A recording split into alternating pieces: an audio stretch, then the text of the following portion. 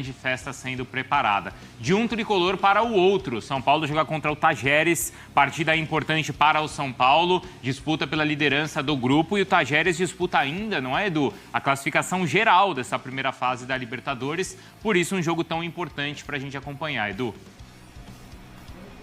Tudo bem, Bruno? Grande abraço a você, bom dia. Ao Dom, que é o fã de esportes, por isso que o São Paulo está levando muito a sério, está acabando um treinamento aqui no CT, está rolando ainda para definição do time, que pode ter uma grande novidade, que é o Caleri.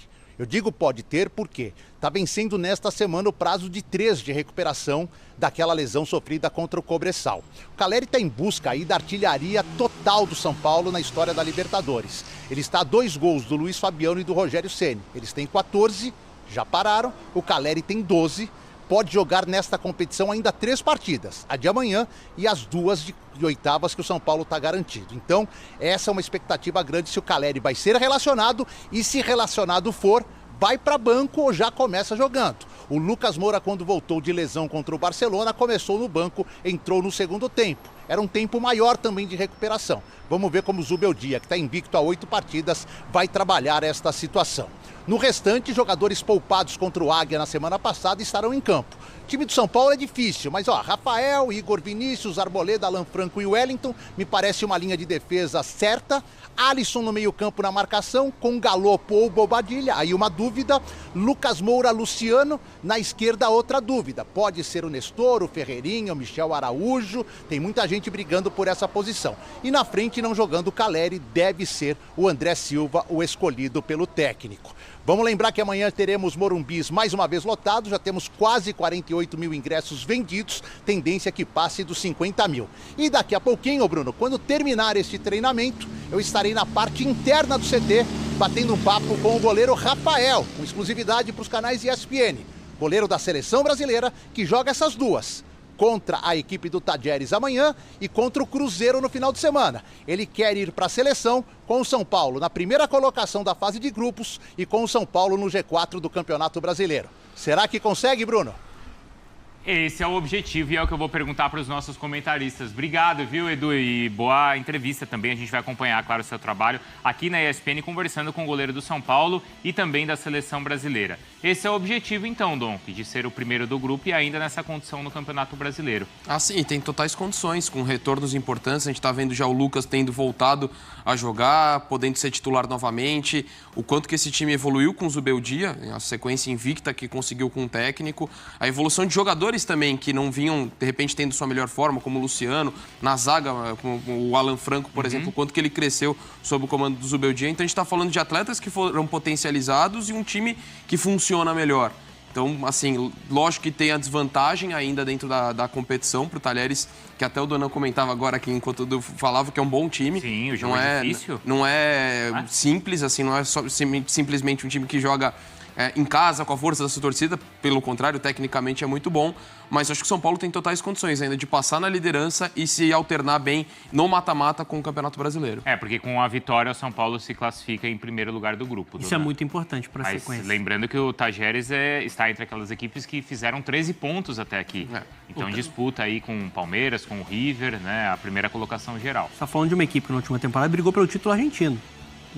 E mesmo perdendo atletas importantes, como por exemplo o Garro, e outros também, o Valois, ainda tem o Ramon Sousa, ainda tem o Rubem Bota, que fez um grande jogo na ida lá na Argentina. É um time organizado, é um clube muito estruturado, mas a gente está falando do São Paulo. E a gente tem que tratar o São Paulo da maneira que merece, porque é um dos melhores elencos do país. O elenco melhorou e o Zubeldia transformou a equipe coletivamente, como o Donco falou. Hoje é uma engrenagem que funciona de uma maneira muito mais equilibrada, né? São Paulo negocia renovação de contrato com o atacante Juan. E eu quero te trazer alguns elementos e bastidores do porquê o São Paulo quer renovar com um jogador que vem recebendo críticas da torcida do São Paulo. Vou trazer detalhes importantes para vocês. Já teve uma primeira proposta, vou trazer como é que está o andamento dessa conversa com o atacante Juan, certo? Antes, se inscreve aí no canal, hein? Ativa as notificações, compartilha os vídeos. Não esquece as São Paulo já abriu conversas com o staff do Juan para renovação de contrato, jogador de 22 anos, formado em Cotia, já teve ali uma primeira proposta, as conversas estão acontecendo, há uma sinalização ali para que a coisa ande, né? O contrato do Juan termina no final do ano, é um jogador que é formado, é um jogador de 22 anos e é um jogador, né, que me contam nos bastidores do São Paulo, que todo treinador que chega gosta muito do Juan, porque é um jogador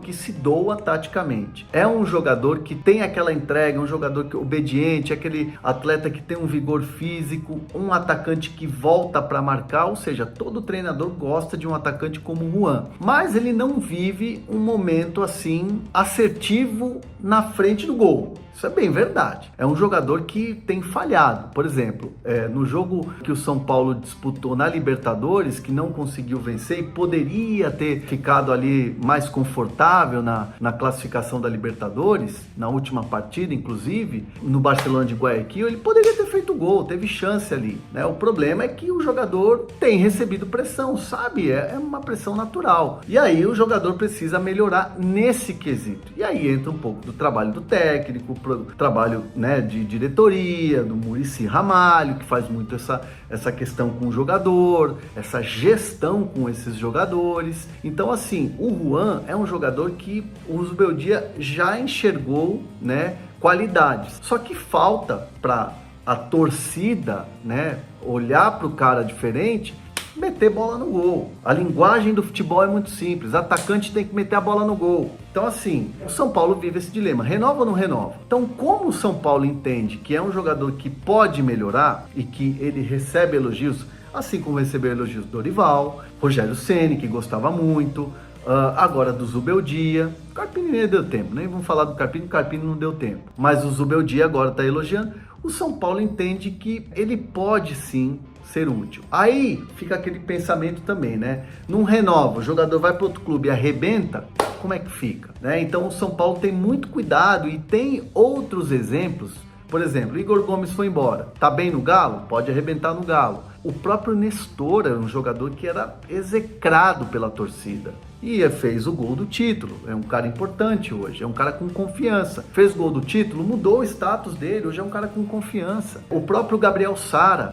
Se o Gabriel Sara é jogador, eu sou astronauta. Essa frase ficou famosérrima. Hoje o cara está sendo, né, sondado por grandes clubes do futebol europeu. Premier League e Itália. Então, assim, o São Paulo vive esse dilema. E abriu conversas para renovar, que pode entender que, se não der certo, ele pode de repente vender o jogador, né? Pode pegar uma grana vendendo o jogador, e aí precisa renovar o contrato, aumenta a multa, aquela coisa toda. Então o São Paulo tem ali as condições, obviamente o jogador tem as suas condições, e essas negociações estão acontecendo. Tem tudo para ter um desfecho positivo, ainda não está sacramentado, não está batido o martelo, mas há uma vontade dos dois lados. Então o São Paulo entende que pode o Zubeldia melhorar o jogador, dar confiança para o jogador voltar a fazer gol. E ele é um jogador taticamente que o Zubeldia gosta muito, se doa muito. Então, por que não pode ser útil para o elenco do São Paulo? Claro que tem um pequeno ranço de torcida? Tem, mas aí é só o Juan que pode mudar isso. É só o Juan fazendo gols. A linguagem do futebol, como eu falei, é bola na rede. E para um atacante, nada melhor do que isso. Mas o São Paulo vai até o final, vai tentar renovar o contrato do jogador nessa temporada, claro, dentro das condições que o São Paulo entende que são justas, e o jogador também nessa negociação vai ver, claro, o lado dele. Beleza? E vocês? Quero saber de vocês. Renovariam o contrato do Juan ou não? Ou deixaria de repente o moleque ir embora?